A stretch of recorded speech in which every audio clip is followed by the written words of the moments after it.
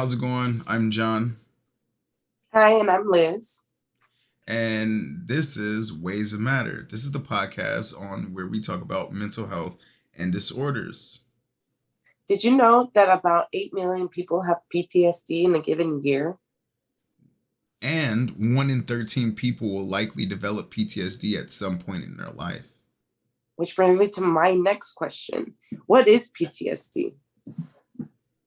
PTSD, also known as post traumatic stress disorder, is a disorder that develops in some people who have experienced a shocking, scary, or a dangerous event. It is natural to feel afraid during and after a traumatic event. Fear triggers many split second changes in the body to help defend it against the danger or avoid it.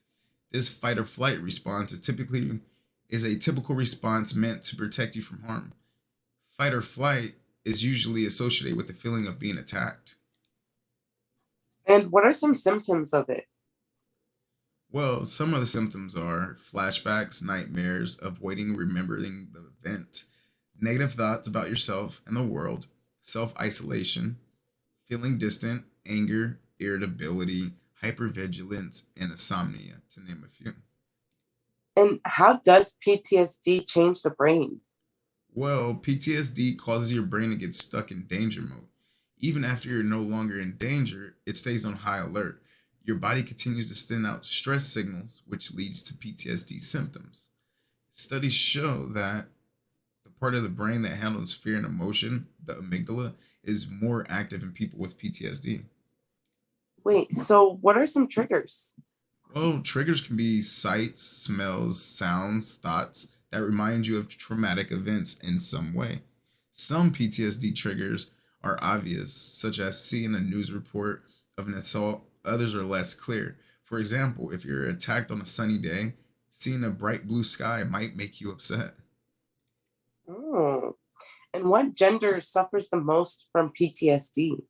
Well, studies have found that PTSD is more evident in communities that stress traditional gender roles. So, if you're in a community that stress, hey, you're a man, you need to do manly things. You're a woman, you need to stay in the kitchen and cook. You're more likely to suffer from PTSD. Oh, and what race experiences the most? Well, the three ethnic groups off of the top of my head would be Latinos, African Americans, and American Indians. Off of what they've experienced in history, they are they tend to have higher rates of PTSD than whites.